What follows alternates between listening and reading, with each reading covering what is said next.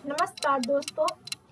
गीता के द्वारा मैं दूसरा अपना एपिसोड इस तरह देना चाहूंगी ज्योतिष के द्वारा कि जीवात्मा, जो कि हमने बात की पिछले एपिसोड में, मृत्यु को प्राप्त होती है, उसके बाद वह नवम भाव में जाती है और जो कि गुरु का है, और 10वां और 11वां भाव शनि का है, जो कि हम आगे जाएंगे, जन्म लेंगे कि नहीं लेंगे इसके बारे में बताता है। और उसके बाद अंत में अगर हमारा दोनों बैलेंस हो जाता है तो 12वां स्थान गुरु का है, तो हमारा मोक्ष, या कह सकते जीवात्मा जन्म नहीं लेगी।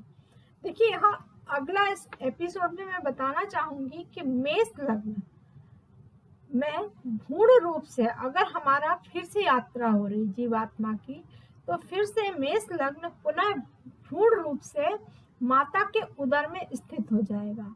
माता के उदर से चतुर्थ भाव से यह बाहर आएगा, तो शरीर धारण करके जब आएगा तो इस तरह से आएगा, अतः जीवात्मा शरीर धारण करके पुनः अव्यक्त में आ जाएगी और आत्म स्वरूप में आ जाएगी।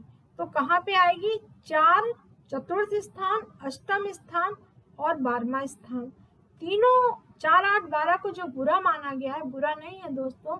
हम 4, 8, 12 को इस तरह देख सकते हैं कि व्यक्त से अव्यक्त की ओर यह यात्रा चलती रहती है। अतः ज्योतिष दृष्टिकोण से देखें तो लग्न शरीर का प्रतीक है। शरीर का गर्भ, उसकी आत्मा को हम सूर्य से देखते हैं, तब शरीर में गर्भ पंचम भाव में आता है। अतः हम पूर्व जन्म की बात पंचम भाव से इसीलिए देखते हैं। तो हम एक अव्यक्त यात्रा को देखें तो जीवात्मा पुनः व्यक्त संसार में पंचम भाव से फिर से आ जाती है, और आने के लिए फिर से द्वादश भाव में प्रतीक्षा भी कई आत्माएं करती हैं। उनका कारण यही होता है कि अपने व्यक्त संसार में आने के लिए उन्हें चतुर्थ भाव, माँ का जो गर्भ है, उसकी बहुत दिन तक वेट भी करना पड़ता है अच्छी आत्माओं को आने के लिए। यहाँ भी आत्मा का अव्यक्त से व्यक्त में गर्भ के रूप में, ज्योतिष संदर्भ में गर्भ का अर्थ पंचम में संतान से लिया जा सकता है, यानी हमारी पुनः यात्रा संतान के रूप में पंचम स्थान से हो जाती है। यह यात्रा गीता के श्लोक के बिना अधूरी है, क्योंकि कृष्ण इसमें हमें ज्योतिष के मूल रूप से जोड़ने का काम करते हैं। यह मेरी दूसरा एपिसोड था, इसमें मैंने ये बताने की कोशिश की है कि व्यक्ति अपने जीवन की यात्रा कभी खत्म नहीं कर पाता है, व्यक्त से अव्यक्त की ओर चलता है। अगर उसे 12वें स्थान में मोक्ष मिल जाता है, वह पुनः नहीं आता है, क्योंकि यहाँ कर्मों का लेखा जोखा शनि करते हैं।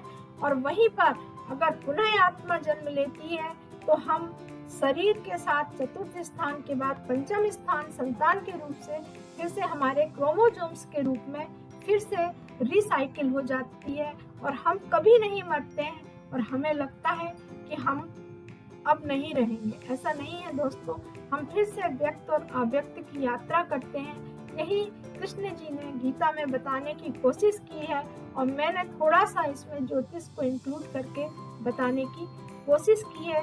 तो हम ज्योतिष को जो भौतिकवादी में समझते हैं, इसे हमें अध्यात्म से जोड़कर समझना होगा, और हम ज्योतिष को अपने ऊपर, अपने जीवन के उद्धार के लिए उपयोग करना सबसे पहला कर्तव्य होना चाहिए। बाद में हम जनमानस के लिए इसलिए करते हैं क्योंकि गुरु विस्तार का कारक है। क्योंकि आज के युग में लोगों को रुपए पैसे की जरूरत है, इसलिए लोग बाग इसमें भौतिक चीजों के कारण से उसमें धन अर्जन करने का व्यवसाय बना लेते हैं। वास्तव में यह यात्रा ऐसी यात्रा है ज्योतिष की, जो अगर समझ सकता है तो ही समझ सकता है, बाकी सब मोह माया है, और यही मोह माया व्यक्त और अव्यक्त रूप से है। नमस्कार दोस्तों।